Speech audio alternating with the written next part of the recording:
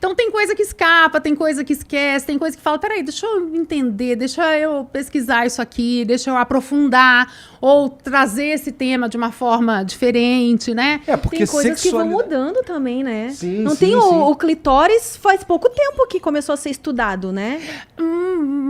É que para chegar aí pra gente, né, pra população como um todo, faz pouco tempo, mas a gente tem já os estudos aí, vamos dizer, sexologia mesmo, tem estudos do Kinsey, né, que a gente já tem até filme, que é um Kinsey, vamos falar sobre sexo. Aí tem grandes nomes lá do passado, que é de 1950, vamos dizer assim, 1960, Masters e Johnson, Ellen Singer Kaplan, pessoas que já morreram, que fizeram grandes pesquisas e que estudaram. Só que, entre sair dessa população aí científica, de estudiosos, sexólogos, psicólogos, blá, blá, blá, blá, e chegar para a população como um todo, tem aí um espaço, né, disse, né, pelo menos 50 anos até essa informação chegar mais palatável. Agora, com internet, com globalização e a gente falando tanto... Com a evolução da sociedade com também. A evolução... Tá aberta para receber esse tipo de informação. Tá aberta, exatamente. Mas mesmo assim, muita gente ainda não sabe. Inclusive, mulheres ainda não sabem. Não. Confunde o buraquinho que sai xixi com Confunde. o buraquinho da menstruação. Confunde.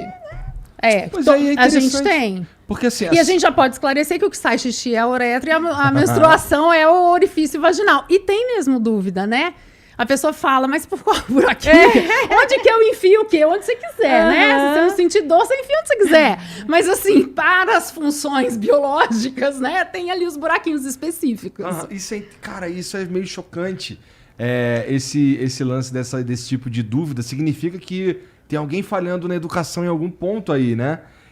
Pô, o que eu ia comentar, na verdade, é que, pô, o sexo, o ato, ele é, pô, relativamente simples. O que é complexo é o que tá em volta. É a sexualidade, é como você enxerga isso, é como você encara isso, como você expõe isso pro mundo e tudo mais. Mas eu acho que eu ia falar uma grande merda aqui, porque não parece ser um troço simples, né? Porque, pô, se existe esse tipo de dúvida, é porque a gente tá falhando mesmo, né? A gente, como sociedade, a gente falha, assim, em educação sexual, né? Não só em educação sexual, em educação para a vida, de repente, a gente pode estar falhando também, né? Em educação, por exemplo, de limites, né? Então, isso é uma educação para a vida e que tem tudo a ver com sexo. Tem tudo a ver mesmo. Né? Então, por exemplo, às vezes a gente não tem limite para muita coisa, não tem limite nas relações interpessoais, não tem limite para falar coisas para os amigos, não tem limite para gastar, enfim, não tem N limites.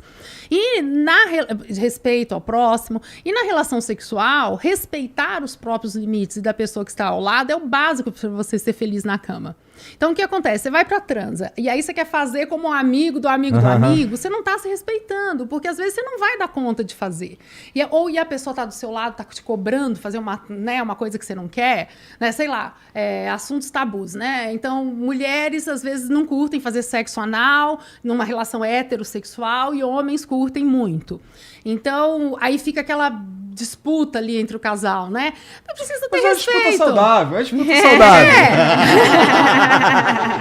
E aí, às vezes... assim, se tiver respeito, é uma tudo bem, saudável. não pode topar, mas às vezes a pessoa se sujeita a algo que ela não tá afim só pra agradar. Aí já não é bacana. E porque tem aquele... Se diz também, né, que a mulher que faz tudo na cama, o cara não deixa de jeito nenhum, que a gente sabe que é uma grande mentira, né? Todo mundo pode fazer tudo, né? Desde que os dois estejam realmente afim, né? E não tem que fazer o sexo anal, ou, por exemplo, agora indo pro mundo homossexual, né? 2 homens, por exemplo.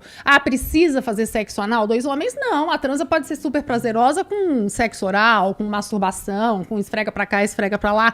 Então, a gente cria muitos padrões, cria muitos mitos, acha que tem que ser assim, assado, e começa a ter que obrigar outra pessoa a fazer assim, o assado. Então, tudo pode ser muito prazeroso. O sexo anal pode ser muito prazeroso entre 2 homens, 2 mulheres, um homem e uma mulher, o gênero que for. Tudo pode ser muito prazeroso, desde que cada um respeite os próprios limites e o limite de quem está ao lado. Então, quando a gente fala, né, educação para a vida, é isso. A gente tem que ter noções básicas ali, né, de não extrapolar os próprios limites, Então, ficar naquela assim, eu tenho que entrar nesse padrão X. Às vezes a gente extrapola todos os nossos limites para entrar num padrão X, que ouviu dizer não sei aonde, e aí fica muito ruim, porque perde a graça, fica mecânico. Por isso que é bacana ser psicóloga também, né? Porque acho que muitas vezes esses problemas sexuais que as pessoas têm, muitas vezes não, acho que a maioria das vezes vem mesmo de fatores psicológicos, coisas Sim, que não tem nada a ver com sexo, mas que... A gente tem os estudos, né? E a gente vê assim, que das dificuldades sexuais, uma grande parte, sim, tem questões físicas, né? Mas a maior parte tem um fundo ali, porque o ser humano, né, eu costumo dizer sempre assim, o ser humano é biopsicossocial. Bio, a gente tem um corpo, psico, emoções, sentimentos, e social, a gente está inserido numa cultura.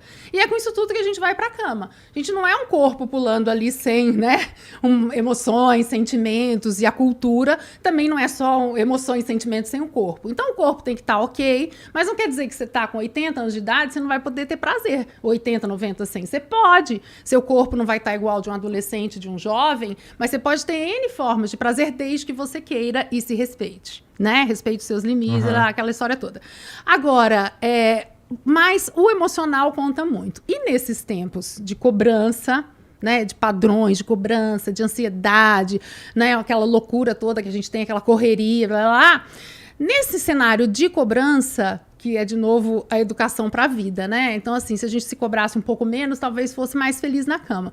Mas aí a gente está se cobrando muito, então vai para a cama o homem achando que ele tem que ter ereção sempre, em todos os momentos. Não necessariamente, pode falhar, a gente falha, né? A mulher achando que tem que ter orgasmo todas as vezes, ou tem que dar orgasmo todas as vezes, também não necessariamente. Orgasmo é uma questão de aprendizado, descobrir seus pontos eróticos e treino. A mulher precisa se treinar. Pode usar brinquedinhos, pode apresentar para o parceiro ou para a parceira, pode fazer isso sozinha, mas tudo, né, passa ali por uma tranquilidade e tem que ter um campo para falha.